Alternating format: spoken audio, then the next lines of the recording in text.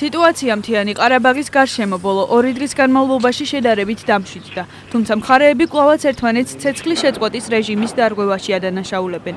აზერბაიჯანის თავდაცვის სამინისტროს ცნობით, სომხეთის შეიარაღებულმა ძალებმა გასული დღე-ღამის განმავლობაში ცეცხლის შეწყვეტის რეჟიმი 130 ჯერ დაარღვიეს. აზერბაიჯანულმა ძალებმა საპასუხო ცეცხლი გახსნეს. ერევანი თავის მხრივ თავდასხმაში აზერბაიჯანს ადანაშაულებს. 1 და 2 აგვისტოს მომხდარი შეტაკებების დროს აზერბაიჯანის მხრიდან 12, სომხეთის მხრიდან კი 4 სამხედრო დაიღუპა.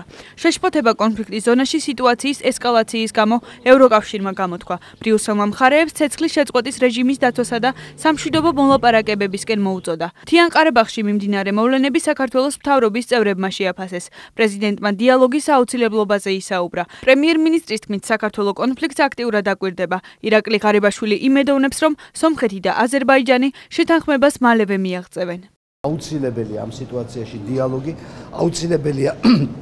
აუცილებელია სიტუაციის დეესკალაცია და ეს არის მნიშვნელოვანი ჩვენთვის, როგორც აზერბაიჯანების და სომხების მეგობარი და მეზობელი ხალხისთვის და აგრეთვე მნიშვნელოვანია საქართველოსთვის, იმდენად რამდენადაც რეგიონის სტაბილურობა, რეგიონის პოტენციალი, მომავალი პოტენციალი უნდა იყოს მიმართული მხოლოდ წინსვლისკენ, მხოლოდ ჩვენი ქვეყნების და ჩვენი ხალხების უკეთესი ცხოვრებისკენ და არაფრის დიდებით კონფლიქტებისკენ. ძალიან ყურადღებით ვაკვირდებით ჩვენს მეზობელ, ჩვენს მეგობარ სახელმწიფოში მიმდინარე პროცესებს. მე იმედი მაქვს, რომ დარწმუნებული ვარ, რომ ისინი ძალიან მალე მოახდენენ შეთანხმებას და აღდგება მშვიდობა ამ რეგიონში. ეს არის ძალიან მნიშვნელოვანი, ორივე სახელმწიფო ჩვენთვის არის თანაბრად მნიშვნელოვანი სტრატეგიული სახელმწიფოები, ასე რომ მე კიდევ ერთხელ მიმაჩნია, რომ ძალიან დროზე მოხდება მშვიდობის აღდგენა. მთიან ყარაბაღში მომხდარ შეტაკებებზე კომენტარი სომხეთსა და აზერბაიჯანში საქართველოს ელჩებმა გააკეთეს. მათი განმარტებით მსგავსი დაპირისპირებები პერიოდულად ხდებოდა და იმედს გამოთქვამენ, რომ სიტუაცია უფრო მეტად არ გამწვავდება.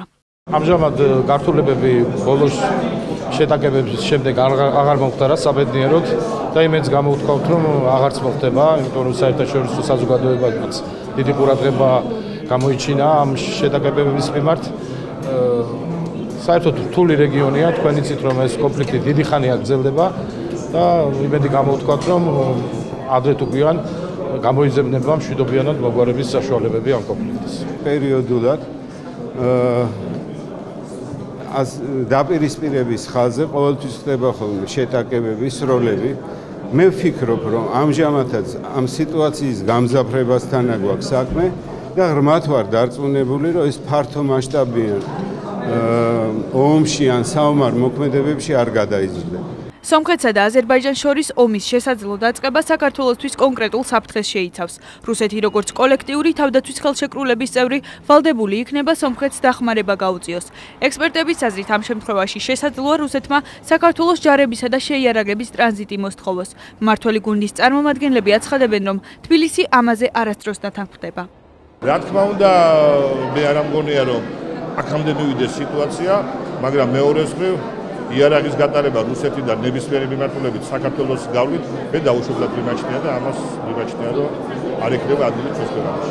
აზერბაიჯანი, სომხეთი ჩვენი მეგობრები არიან, მიუხედავად იმისა, რომ პოლიტიკური მიმართულება ყოველთვის ჩვენი ერთმანეთს არ ემთხვევა და პოლიტიკური სიმპათიები, ისტორიულად ჩვენ ვართ მეგობარი ქვეყნები და ჩვენი ვალია, რომ ყველაფერი გავაკეთოთ, რომ იმ კონფლიქტს, რომლის გაღვივებასაც ახლა მავანი ცდილობენ, ყველანაირად შეუშალოთ ხელი. წარმოუდგენლად მიმაჩნია, რომ საქართველოზე რუსეთის საჯარო ნაწილების გავლას საქართველოს მთავრობა მისცეს. 8 ან 9 აგვისტოს სომხეთისა და აზერბაიჯანის პრეზიდენტები სოჩში შეხვდებიან და შექმნილ ვითარებას განიხილავენ.